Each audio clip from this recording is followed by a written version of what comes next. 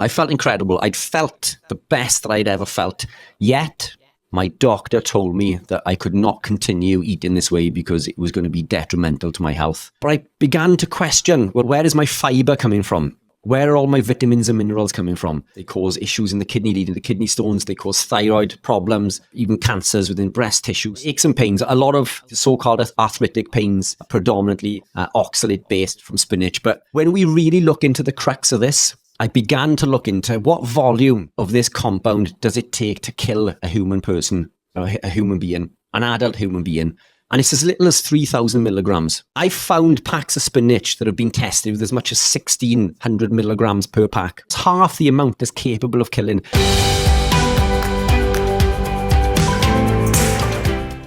All right, welcome. I'm very happy to bring back with us once again Richard Smith, who is from the UK and has quite a bit of experience in nutrition and health and fitness and things like that. And so, Richard, how are you today? And then if you don't mind, just sharing a little bit your background for the people that may not be familiar with you. Fantastic. Shawn, thank you so much again for the invitation to come on. It's an absolute pleasure. I thoroughly enjoyed the last one that we recorded. Incredible podcast. So if anybody hasn't seen that already, check that one out. But yeah, my name's Richard Smith. I am now a nutritionist. Up until 2 years ago, I was a professional athlete, British and European champion. Prior to that, I was clinically obese, type 2 diabetic. I suffered with many health conditions. I was unable to walk up the stairs in my mid to late 20s. I suffered with depression, anxiety, daily debilitating migraines that would make me blind, chronic fatigue, just to name a few, acne, all sorts of issues. Anxiety was a big issue for me. My life was spent living in boxes. So I would reside in my box, my house. The only time that I would leave that box is to step into my metal box. I would drive that metal box to another big box, my place of work at the time, to which I would go into a small box inside this big box, and I would perform this in reverse at the end of the day. This is how severe my anxiety was. I was constantly living my life in boxes. And super long story short, I changed my diet. I stumbled upon this new way of eating. I managed to reverse my diabetes. I lost 107 pounds. I became an amateur athlete as a result of it, a nutritionist. I retrained. I felt that I'd found a secret and I wanted to tell the world about my secret. So I quit my job as a purchasing manager for an electrical engineering company, and I've pursued this ever since. My daily routine now consists of helping others achieve their goals, reversing their diabetes, improving their health and well-being, depression, anxiety, all sorts of issues. What I've found is that almost every illness and disease comes back to poor nutrition, at least predominantly. And I think when we address that, all of these other things seem to clear up. It certainly has in my case. It's allowed me to achieve some amazing things. And this is a lifestyle that I will never come away from. Yeah, it's very interesting, the description of spending your life in a box. We get in our cars, another box, go to our office, another box. And we do spend a lot of time in boxes, so to speak. I just came back from Miami last week, and every morning I was up on the beach, a nice hour-long walk at sunrise at the beach. And that has such I can't overestimate the benefit that being outside and actually experiencing non-box life has for us. And I think it's an overlooked thing that many of us forget about, because we are so drawn into what we do and our identities, our work, and we have these boxes that we put ourselves in. And to be fair, they protect us from the elements. And yeah, I'd rather be sleeping in a warm bed than outside in January, where a lot of humans had to do that for many times. But let me ask you, because I think you said you started out very sick, all these different various maladies and not very functional at all. And then you decided, whatever made you decide, thankfully, hey, I'm done with this. This is not me. I'm not going to identify as a sick guy anymore. Let's get healthy. You started the route of exercise, which I'm obviously a huge proponent of. How did that, because my understanding is you started that and then eventually you came to this new diet, but how did the whole progression work? Where were you at? How much did the exercise and the sports help you? I'm sure it had to help some, but where was the progression at? So for me, the initial catalyst, as we touched base in the podcast that we recorded last year, was the removal of bread. I had no knowledge of nutrition. My doctor was severely overweight, and he was constantly telling me that red meat and these fatty foods were detrimental to my health. And in that itself, you would question the information that person is giving you if this is the life that they are leading. But I started restricting bread, and incredibly quickly, I lost an awful lot of weight. And I had no intention of losing the weight. This was purely to do with the way that the bread made me feel. It made me feel bloated. And I thought if I could remove the bread, it would at least give the impression that I wasn't so obese. And it did. It allowed me to lose, I think it was like 2 stone within 2 months, or maybe even been a month. An awful lot of weight. Let me just, for those people that don't speak UK stone pounds, so 2 stone is 28. So spot on, 28 pounds. So that's an awful lot of weight, considering I hadn't changed my diet in regards to caloric restriction. I was not restricting calories. I was not dieting. All I did was took out a compound that I believed that was going to cause issues. And this led me down a journey of research. I spoke to a friend of mine who introduced me to ketosis, the metabolic state of ketosis, which many believe is a diet. This isn't a diet. This is a metabolic state. It's the metabolic state we're born in. It's the metabolic state that we've evolved in almost our entire existence.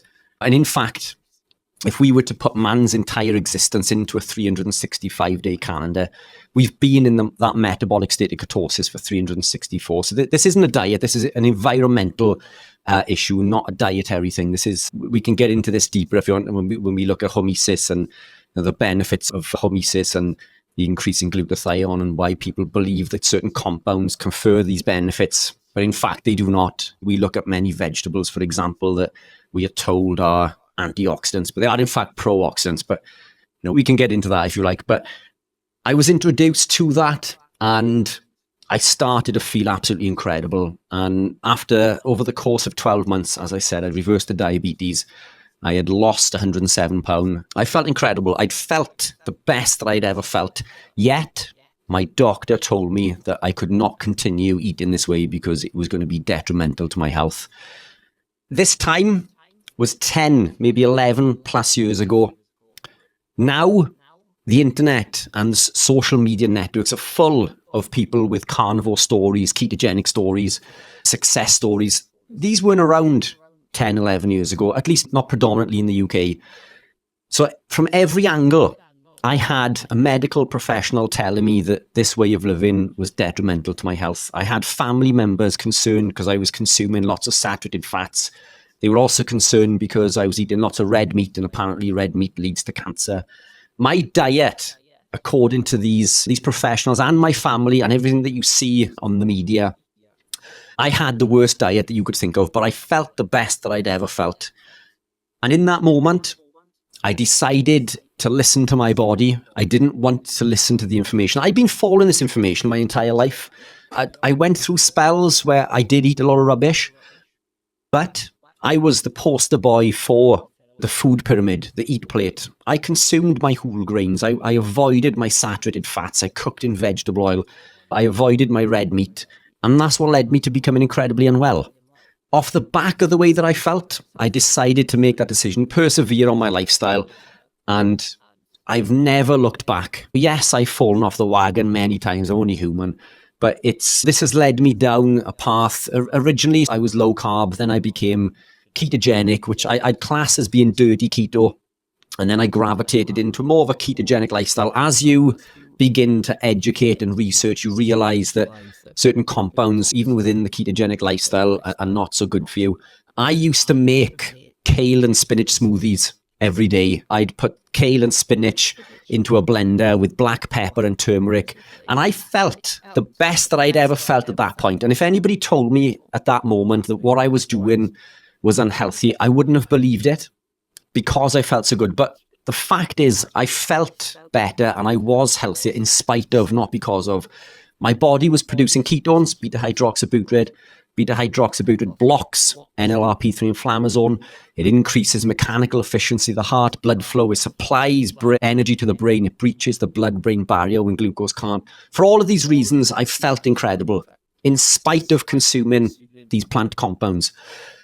I went through, I keep saying that this is laziness, but it was more to do with being busy in work. But I used to cook in work, and I would pan fry a steak, beef, and I'd cook some kale or some broccoli or spinach. But and I keep saying laziness, but it's through being busy. It's so easy to cook a steak. Steak is the original fast food. You chuck it in a pan, 2 minutes, and it's ready to go. Vegetables take a long time to cook, and time is something that was very precious. Time is something that I didn't have an awful lot of. So I stopped eating vegetables. 6 months went by, and I realized that I felt even better again. I felt the healthiest and fittest that I'd ever been, even when I was at the peak of my ketogenic lifestyle. But I began to question, where is my fiber coming from? Where are all my vitamins and minerals coming from? And that's what led me down this journey of investigating the true vitamin and mineral profile in animal proteins compared to fruits and vegetables. And I'll be honest, I was incredibly shocked, because vegetables are not a good source of vitamins and minerals. And I'll give you a quick example. Growing up, my mother used to tell me to eat carrots for vitamin A, for retinol, so I could see in the dark. Vegetables don't contain any vitamin A. They don't contain any retinol, zero. Plants contain beta-carotene, which is not retinol. It's a precursor that needs to be acted upon by an enzyme called BCMO in order to convert it into the active form. And in order to do, it's depleted by nearly 21 times, making the amount converted close to zero.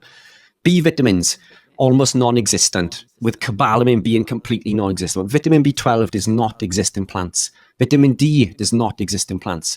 Vitamin E does, but we can get this in higher quantities from animal proteins. Vitamin K does not exist in plants. The plants contain vitamin K1, the human body needs vitamin K2. And again, we need to convert this K1 into K2, and this process is so inefficient that close to zero is converted. Plants do not contain creatine, choline, carnitine, carnosine. Vitamin D, as we say. Now, the question mark was vitamin C. Plants do contain vitamin C, with kale containing, I think, around 93 milligrams per 100. So giving it more vitamin C than even citrus fruits. But the interesting thing with vitamin C is that it competes for absorption through the GLUT4 transporter. So the less carbohydrate or glucose we consume, the less our requirement for vitamin C. But when we look at things like kale, when they're cooked, that 93 quickly becomes 20. And the other fact with these compounds is that they're very high in phytoalexins, plant toxins, things like flavonoids, which block the absorption of vitamin C and cause a net reduction in protein utilization. They affect thyroid production, and they cause they're massive endocrine disruptors. And within this moment, it led me down this path of investigating all of these so-called superfoods. And I was incredibly shocked. We look at spinach. I was told to eat my spinach for iron. Spinach doesn't contain any iron, not in the form that we need. The human body needs heme iron, and spinach contains non-heme iron. And spinach is very high in oxalate. And I began researching oxalates and the effect on the body. Oxalates bind to calcium. They cause issues in the kidney, leading to kidney stones. They cause thyroid problems, even cancers within breast tissue, so on and so forth. Aches and pains. A lot of the so-called arthritic pains are predominantly oxalate-based from spinach. But when we really look into the crux of this, I began to look into what volume of this compound does it take to kill a human person, or a human being, an adult human being. And it's as little as 3,000 milligrams. There have been documented cases of 3,000 milligrams of oxalate killing an adult human being, with 15,000 killing you dead, regardless of who you are. I found packs of spinach that have been tested with as much as 1,600 milligrams per pack. Well, that's half the amount that's capable of killing. Granted, the majority were considerably lower, but the fact these things are out there. And when I look back to what I was doing, I would add this spinach to my spinach and kale smoothie. I'd add turmeric, which is incredibly high in oxalate. I'd add black pepper. Now, black pepper blocks the body's ability to take that toxin away. It blocks glucuronosyl transferase, blocks phase 2 detoxification in the liver. And this is why people add it. This is why the companies will add it to supplements. It's not to increase bioavailability. It's to prevent the body from excreting a toxin. But everywhere I looked, broccoli with sulforaphane. We're told that this is incredibly healthy for us. Sulforaphane is used in the treatment for cancer, but we wouldn't use chemotherapy pill if we didn't have cancer. Sulforaphane doesn't exist in a healthy plant. It's created when the plant becomes under attack. Myrosinase binds to glucoraphanin and it creates an isothiocyanate, which is sulforaphane. It's a toxic compound, which it causes clastogenesis, DNA damage, and it causes thyroid problems and even death. These compounds can lead to cancer. And the compounds I was adding to my smoothies, I was putting full apples into the blender for my fruit, because again, we're told fruits and vegetables. So I was putting 2 or 3 apples into a blender with the seeds. Now, these seeds and apples contain a cyanogenic glycoside called amygdalin. This cyanogenic glycoside breaks down into hydrocyanic acid, which is cyanide. 6 to 8 apples is enough to kill an adult human being at the lower end. And I was putting 2 or 3 of these into a blender. I was adding flaxseed and other compounds. The flaxseed is high in another cyanogenic glycoside called linamarin. 200 grams of flaxseed is enough to kill an adult human being. These compounds are toxic. And I was shocked because we are told to consume these in order to be healthy. Now, an argument that I get from a lot of people, especially from the vegan community, is that, the poison's in the dose. It doesn't matter if you're consuming a little amount. But if I was to hand you a container and I was to put this much rat poison in there and fill the rest with vitamins and minerals and sugar, and it tastes amazing. This tastes absolutely incredible. Would you drink it? You wouldn't.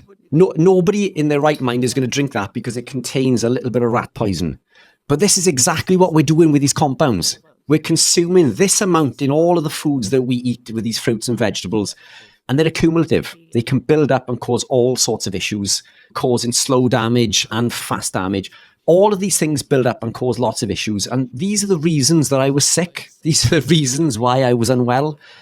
But when I removed them and I became more animal-based, or I'm a pretty strict carnivore, my daily meals now consist of meat, eggs, fish. I am a lover of cheese. I'll be honest, cheese does work very well for me. But that's pretty much it. I am preferencing lamb a lot more lately, though. I know in the States it's grass-fed beef. And correct me, I may be wrong with this, but I believe that lamb isn't as well preferenced in the States, but it's more readily available in the UK. And lamb is always grass-fed. And if we look at the amino profile and vitamin mineral profile, it's arguably a little bit better than beef. So I've been preferencing lamb a lot more. But I love animals. And the thought of eating this cool little lamb does put me off. So now I'm looking into mutton. I'm looking for a mutton supplier, but it's incredibly difficult to find within the UK. But I would gladly eat sheep over a lamb. But we are carnivores, and whether we want to admit it or not, animal proteins are essential for life. They contain everything. Protein in nature comes with fat. Every cell in our body is made of protein. Every cell in our body is made of fat. Not one cell is made of sugar. Yes, we need glycoproteins in order to signal cells to do specific things, but the body makes all of the glucose that it needs through gluconeogenesis. Our requirement for exogenous glucose is 0. That's not to say you can't consume it, but the fact is we do not need any exogenous glucose. Animal proteins give life. They heal and repair the body. And this is what I predominate within my lifestyle. But this is where I've ended up because of that. It's been an evolution. I didn't wake up being carnivore. And a friend of mine quite often refers to this as levels, because I will work with vegans. I will work with vegetarians. I will work with anyone who is willing to make healthy choices. And quite often, when I look and work with a vegan, they began their journey for the same reason that I have. And there's 3 reasons why somebody would become a vegan, in my opinion. It's animal cruelty, impact to the environment, and health and being. That is the exact reason I am carnivore, because we need these proteins. We need proteins for methylation and the production of neurotransmitters. These things are essential for life. When we live a predominantly plant-based diet or we overconsume certain compounds, we prevent our body's ability to methylate and to create neurotransmitters. This is why a diet predominating in vegetables can lead to ADHD, depression, anxiety, even psychosis. Because if we look at what's involved with creating neurotransmitters, there's 3 amino acids, tryptophan, tyrosine, and phenylalanine. And they go on to create our neurotransmitters, epinephrine, norepinephrine, dopamine, serotonin, so on and so forth. But We need cofactors, things like zinc, iron, magnesium, vitamin B3, vitamin B6, vitamin B12. Without these cofactors, we can't produce our neurotransmitters efficiently. Compounds found within plants, such as fiber, phytic acid, and lectins, can block the body's ability to absorb these nutrients by as much as 100%, impacting our body's ability to create these neurotransmitters, to perform methylation. All of these things can have a detrimental impact on our health. I'm in this for health and well-being, and quite often you can't see the image behind me. This is my business, Keto Pro. People think that I do what I do and teach what I teach because I have this hidden agenda in regards to my business. But it's the other way around. I began this business to help people, and I don't even use that word anymore. I don't use the word keto because I believe that it confuses and scares many people. What I teach now is about real health. And I think when we take a step back and look at what that involves, it's the animal proteins, the natural fats. We need cholesterol. We need all of these compounds within our body that we just cannot get from the plant kingdom, from fruits and vegetables. And in fact, if I were to say to the world that being ketogenic long-term is bad for you, living carnivore long-term is bad for you, but if you cycle this lifestyle 3 to 6 months at a time, it can confer a massive benefit. I'd guarantee my business would double incredibly quickly because that's a much easier sell to tell people that this lifestyle is better if you cycle it. But the fact is I'd be lying because I don't believe that. I don't believe that we need to come away from being in a ketogenic state. And we look at carnivore and keto as being two different things, but it's the same metabolic state. It's just differences in levels of ketone production. We're still in that metabolic state. And I truly believe that this is the healthiest way to live. The people that I work with confer massive benefits. And we're talking from diabetes up to Alzheimer's, dementia, and even cancers.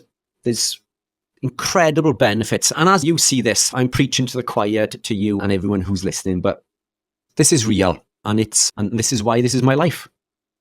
Obviously, there's a lot of stuff in there. A couple points that I want to maybe just delve into. You said initially, I'm going to give up bread. And it's well recognized that there are people that have celiac disease and it's a tropical sprue and things like that. We have these diseases that are well documented, even within the sort of mainstream medicine.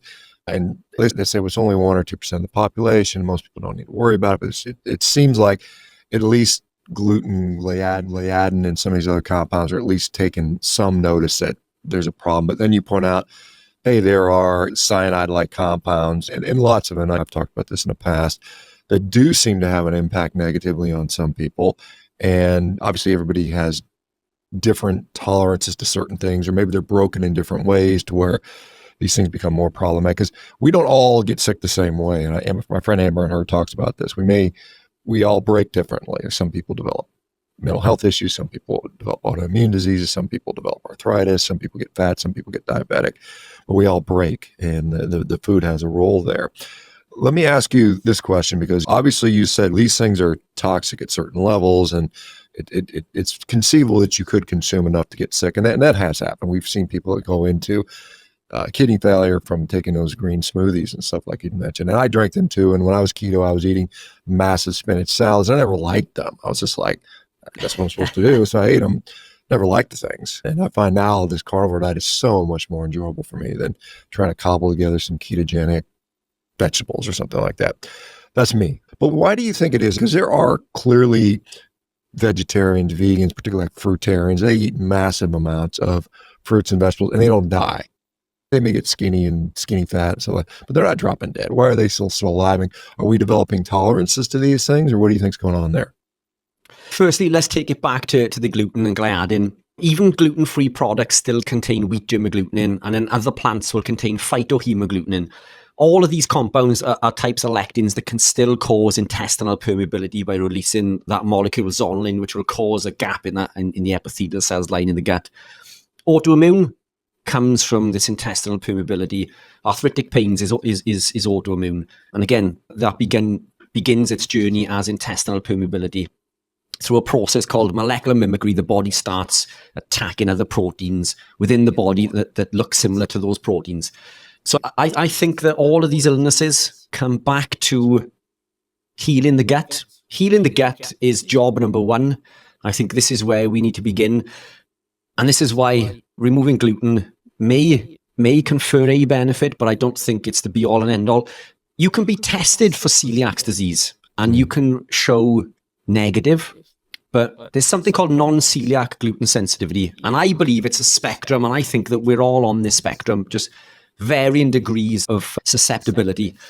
But I think coming back to your main question there, when I work with vegans, in fact, most of the carnivores now that I work with used to be vegan.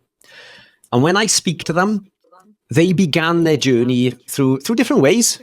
Some began training, some began cutting out processed foods, but it's all in pursuit of being healthier, trying to be a better person, trying to be healthier and fitter. But what happens when we decide to take this journey? You stop drinking alcohol. You stop eating processed foods.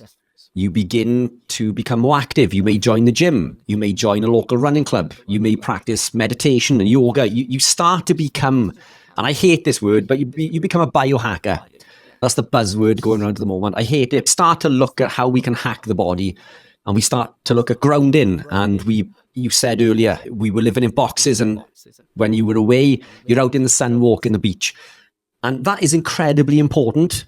It's nutrition, I think, makes up the majority of health and being, the vast majority. And if we look at how our genetics work, we can control this through epigenetics. And the majority of epigenetics can be controlled through diet and lifestyle. And diet, I think, is the key. But all of these other things play a role.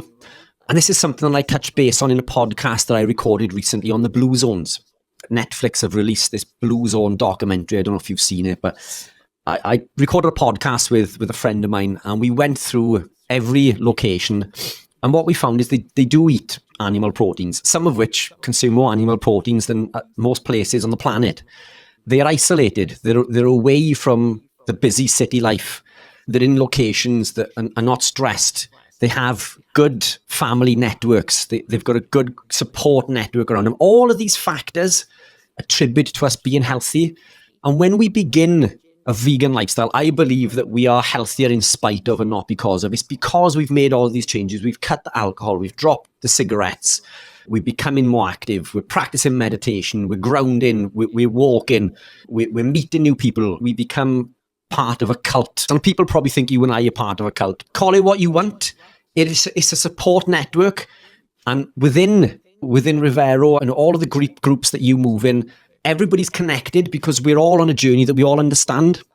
And that in itself, having that soundboard just to bounce off makes a world of difference. All of these things allow you to become healthier and fitter.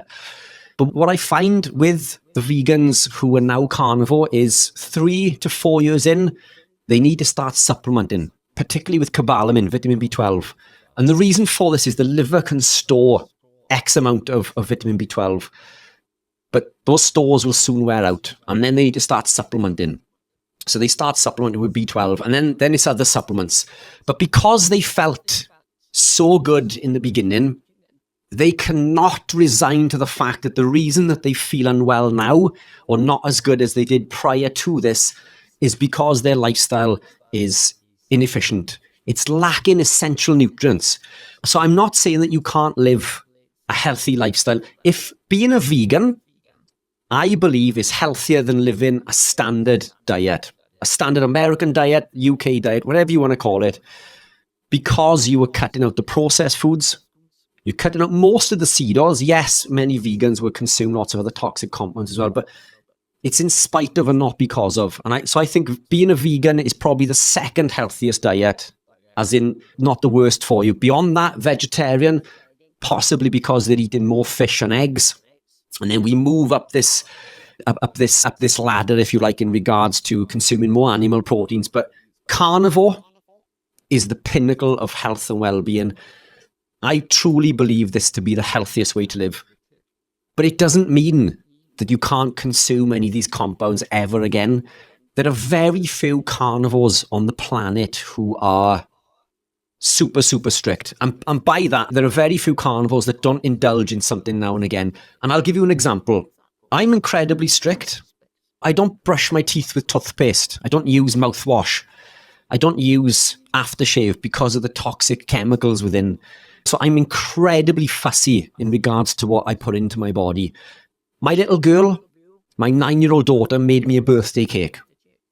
I'm not going to deny her the pleasure in watching me eating that cake. I didn't want to eat the compounds in there, but she made me this cake with her nan, and keeping her happy was more important than anything else to me. But the difference is, my gut is now healed. My gut is healed. It's no longer permeable in the way that it once was. So I can afford to occasionally put these compounds in. No, I don't want to put them in, but you can put them in. And I think this is key to what we do, because many believe that it's quite extreme. And again, coming back to being that sort of culty movement, there are lots of dogmatic people within our community who seem to shoot other people down for swaying away from the diet ever so slightly. But look, the key to this is sustainability. And I think if coming off piste occasionally is what allows you to maintain the journey predominantly, then that is key. I love the food that I eat. Eating grass-fed beef and lamb every day, I can't think of anything better. And I wouldn't want it to be any other way. But should somebody come to work with me who needs a treat, and I don't like that word, but if they need that now and again, but it allows them to live the lifestyle 29 days out of 30, then that confers a benefit. They're always going to be fitter and healthier there. And even if I quite often use the analogy that we're on a bus and we've just left the standard diet town and we've moved up to the next town and we've gone to low carb. If you stay low carb, you're going to be fitter and healthier than you were living in the standard diet town. If you remove grains and seed oils, and I think those are the two biggest levers, if we can remove grains and seed oils from the diet, you're going to be exponentially healthier. And it's all about this journey. The deeper down this road you go, the deeper you travel along this journey, the healthier and fitter you're going to be. But it doesn't mean you can't ever go back. You can go back and visit your family in the towns that you've passed through. It doesn't mean that you failed, because this is all about the rule and not the exception. It's all about consistency. Consistency is key. I choose to live a strict lifestyle, but it doesn't mean that you have to too. It doesn't mean that you have to be as strict as me. But what it does mean is that you need to be educated and understand that grains are detrimental, seed oils are detrimental, cholesterol is incredibly good for you. Red meat is the only compound on the planet that has been shown to increase the length of the telomeres, and we can get deeper into this. Living this way to increase longevity, health and well-being. And I think if you maintain that as a predominator, then you are always going to be fitter and healthier, and you'll have the best fighting chance. But it's understanding, it's having that knowledge and education to make that educated decision on a daily basis. If you want to go out and eat a pizza, which I believe to be the worst compound on the planet, because not only is it high in seed oils, it contains the grains, it's high in carb and fats. It's a perfect storm for ill health. But I'm not going to shoot somebody down for doing that, but I want them to understand that isn't food. That compound is not food. It's heavily manipulated by man. They're Franken foods. They're not real foods. Understand that real foods come from animal proteins. And if you can build your plate around your animal proteins, even if you want to eat vegetables, predominate your plate with animal proteins and try to keep the vegetables to a small amount as you can, because it's the animal proteins that are supplying the body with all of the nutrients. And that's how I tend to live my life. You don't have to be as strict as you and I are, but it's all about the predominator.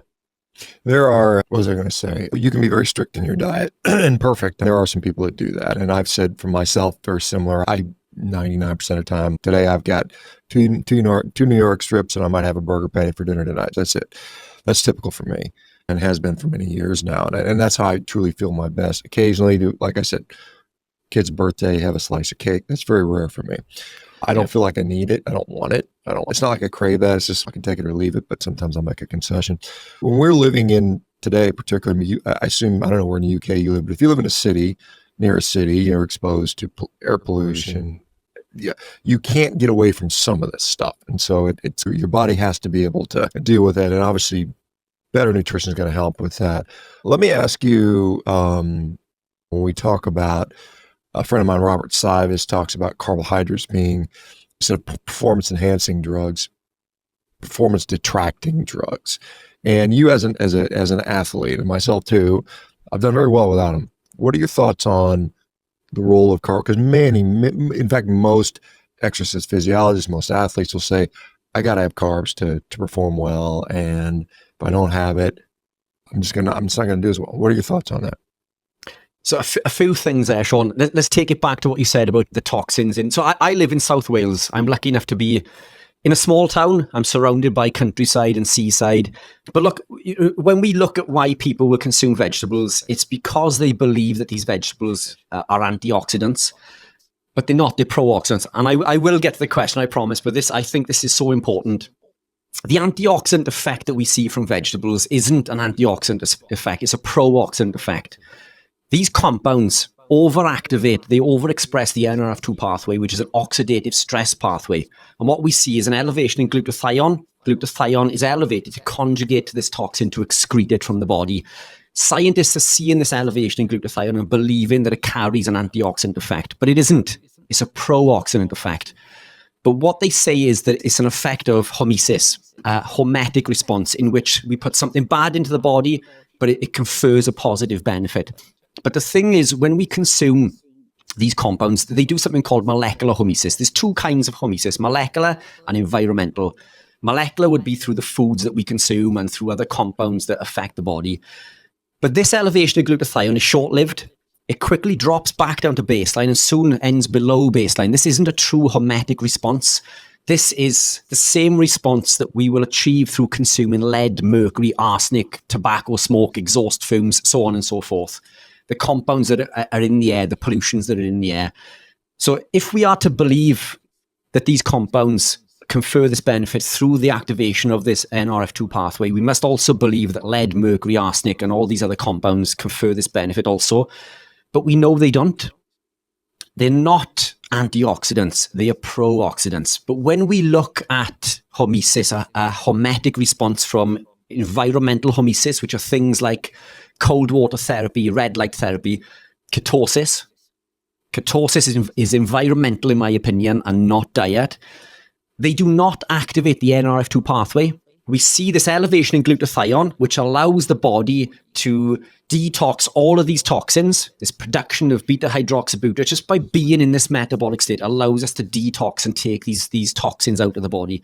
We don't need any of these plant compounds in order to do that. We do this through the metabolic state that we're in.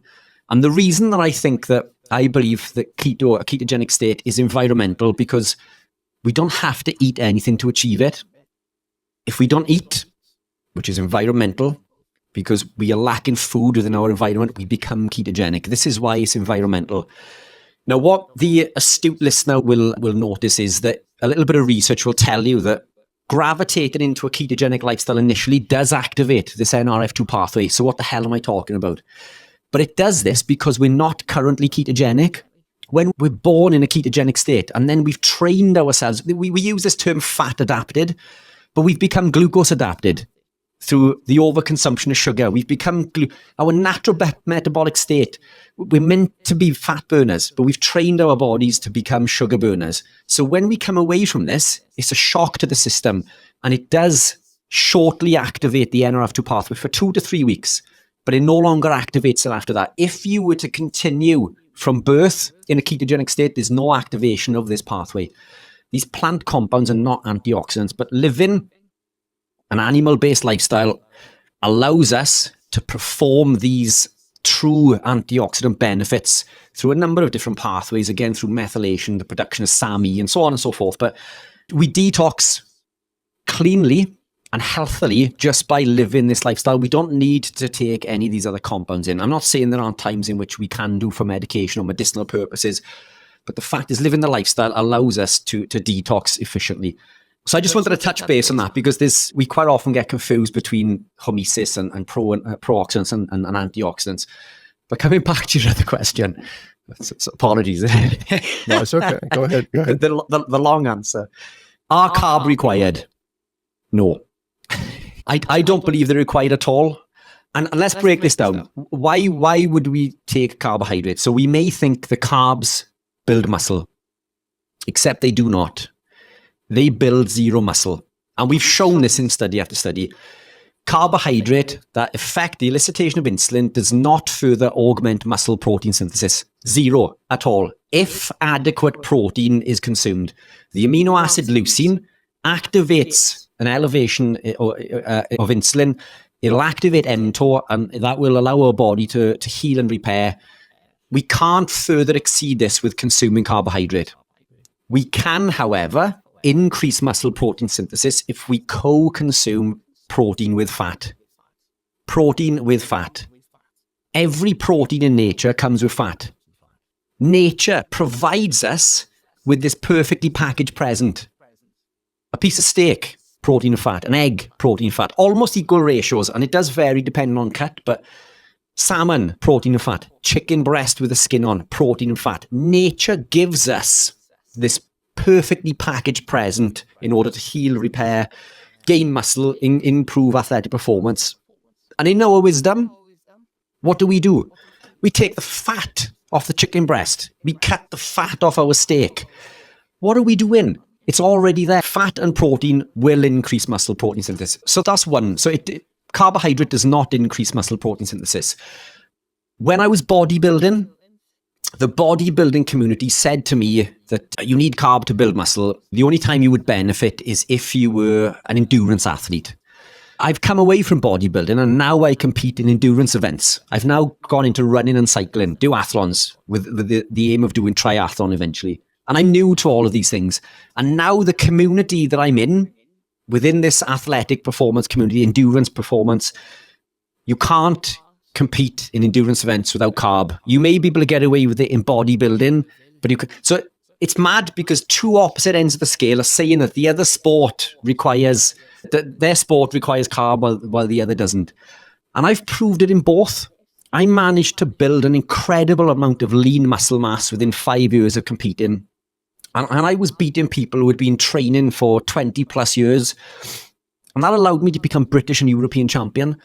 I've come away from it because that is not healthy. My body fat in that picture was 3%. When I was competing, it was 2%.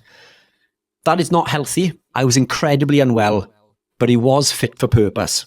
I managed to achieve a condition within my body that allowed me to achieve a goal, but it is not healthy.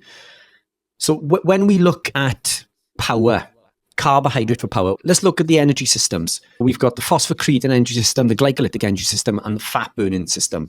So what a power performance sort of side of things will say is we need carbs for power, but we don't. The power system is fueled by the phosphocreatine energy system, the PC system. What is animal proteins full of? Every 1 kilogram of red meat contains 5 grams of creatine monohydrate in supplement form or in dietary form. This can increase the PC system, our body's ability for explosive power. The glycolytic energy system. We've proven time and time again that when you become purely keto or fat adapted, and there is a difference, and I won't go into that now, but when we become adapted, i.e. we've been living the lifestyle for a long time, we create glucose at a high level, we create muscle glycogen, and our body has the ability to send lactate from the muscle to the liver to recycle into glycogen and send back to the muscle at arguably a higher level than a carb athlete. And I'll give you an example for this. I competed in a 10K race last year and I had a CGM. My blood glucose before the race was 3.6, I think, 3 point something, so incredibly low. I was running against lots of athletes who were carb loading, and this is all they were talking about, the carbs. Putting carbs in to run a 10K race is 40 minutes. What are you thinking of? Anyway, at the end of the race, my blood glucose was like 10 point something. So my body made a dump of sugar in order to fuel that athletic performance from zero carbohydrate, zero. My body made that from the protein, from the lipid, and from the lactate in my muscle. And this is what people don't understand. When they say carbohydrate is essential, yes, it is. but we do not need any form of exogenous carbohydrate. The body makes all of the glucose that we need through gluconeogenesis. It's demand-driven. It's there when we need it. Our requirement for exogenous is zero. And I see this across the board. You, world record rower, what does that entail? Endurance and strength. How can you be number one in the world if you require carbohydrate to achieve something and you've done it on zero carbohydrate? It's there in black and white. There's an athlete that I work with now. He's ranked in the top 50 in the UK in Ironman. He's improved 12% since he's come from being vegan to carnivore. And we're aiming to... He's competing in the World Championships in Kona this year, and we're aiming for a sub-9 hour Ironman. And to put that in perspective, it's a 2.4 mile swim, a 112 mile bike ride, followed by a marathon, all in 9 hours. And he's going to do this on zero carb. We train together. He trains fasted, zero carb. We go running. He ran a half marathon in 1 hour 20 the other day. In training, he's capable of doing closer to 110 in training on zero carb. And what did we do after? We went out for beef and cheese. We went to our friend's restaurant, and he made this. He does these grass-fed burgers. We did a 1.5 kilogram beef challenge after he ran this event. So the requirement before, during, and after was zero. Yet, all we get constantly is, just imagine how good that athlete would be. Just imagine how good you would be. And I bet you get this as well. You're number one in the world. How good could you be if you put carb in? And the fact is, I don't believe it's going to... I've experimented. For me, if I could live a lifestyle where I could consume carbohydrate, because it is addictive, it's highly addictive for a number of reasons, and we probably won't have enough time to get into this, but it is addictive. If I could live my lifestyle and put carb in while maintaining my lifestyle, which I can do because I am metabolically flexible, I can put X amount of carb in and still thrive, I would do that. And I have tried it. I have tested it. I have tried targeted carb refeeds. I have tried backloading, front loading, intra-carb feed, all sorts. It's done nothing for me but make my athletic performance worse. It hinders my performance. And I'm not talking a little bit, I'm talking a massive amount. And this is something that I would love for it to work with. And what I find with the athletes that I work with, when they begin their journey, they're on this pursuit to become metabolically flexible. So they become adapted to the point that they can start utilizing carbs for competition. When they get there and they start experimenting with carbohydrate, they end up taking it back out because they realize that it leads to bloating. It carries more body weight. And think of this for a second. If you were going to run a marathon and you're going to eat a bowl of pasta and pizza and all this other rubbish the day before, for every 1 gram of glycogen that your body's going to store from that carbohydrate, it's going to hold on to 3 to 4 grams of water. You could potentially be running that marathon carrying an extra half a stone. Now, if I was to give you this, which is about 1 kilogram, would you run a marathon carrying that bottle of water? If I give you that before a race, you would tell me to get lost. Don't be so stupid. But this is exactly what we do when we carb load and put all of these compounds in. You do not need them. The body makes it on demand. There is no argument. I know there are athletes out there who advocate for our type of lifestyle, who do benefit from utilizing carbs. And that's fine if it works. But I believe that they would be better without them. And the people who are using these carbs, I believe that they are using the wrong type of carb also. I believe if they gravitated more towards white rice, for example, because white rice is lectin-free, then this may confer more of a benefit. But I'm not a lover of carb. I do not consume carb I'll give you another example. I did a 112-mile bike ride last year. My first year of cycling, I'm new to cycling. I'm used to riding 30 to 40 miles, and that's it, on a social ride. I went riding on the Ironman Wales loop. So it's 112 miles, and it's one of the toughest Ironman bike courses in the world. It's incredibly elevated. The guys that I went with were training for Ironman. I wasn't. I just went out for a ride. The first week I rode, I managed 90 miles on this loop. And one of the guys was done. He was happy, so he went back. So I went with him. I was ridiculed because I tapped out early in their eyes. excuse me, I only did 90 out of the 112, but I wasn't training for Ironman. So I was really pleased that I just did a 90-mile bike ride. So the week later, I went back. I did these 2 loops of this Ironman course again. I completed that course in a higher average moving speed than everybody did the week prior. And these are seasoned Ironman athletes. I achieved this quicker than they did the week before. And I became the second fastest up one of the climbs out of everybody within the club. And I am brand new to cycling. And I did that using that much carbohydrate. Nothing more than electrolytes, and I did take some exogenous ketones. I'm a big fan of exogenous ketones for a number of reasons, and we can get into this at a later date, but that was it. There was no food other than ketones, and there was no carbohydrate. 112 mile, and on one of the toughest Ironman loops on the planet, and I'm new to cycling. So take from that what you will, but the argument constantly is just imagine how quick you would have been if you put carb in. But I have tried it. It does not work. It does not work for me. It does not work for the other athletes that I've worked with. If it does work for you, then that's fine. But I do believe that there's more adaptation involved. If you can adapt further, your requirement for carbohydrate, no matter what your sport, power, endurance, aesthetics, whatever it may be, zero. Yeah, I've found that athletes that are conditioned to using carbohydrates will suffer without them. But once you become well adapted, and that may take a long time, you're talking many months to really get adapted to the higher intensities that are required at high level sports, you can do that. We have under 5 minutes left. So I know this is going to be a challenge for you, Richard, but there's 2 questions in here. One regarding what about carbs for electrolyte balance? And then what about fat loading as opposed to carb loading for these big endurance performances? Can you do it in 3 minutes? I gotta go. Yeah, let's do it. So yeah, big fan of fat loading. So this is what I do before. Like if I run a half marathon or I've got a tough day, I will fat feed the day before. And that just involves me eating, fattier cuts. I eat fatty cuts generally. So by doing so, you can fill the intracellular mylipids and have fat more readily available for conversion into beta oxidation and into ketone production. Big fan of that, but it does hold extra weight. I don't think it's essential, but if you do it, it does work well for me. When we look at, what was the other question? The electrolytes, carbs for...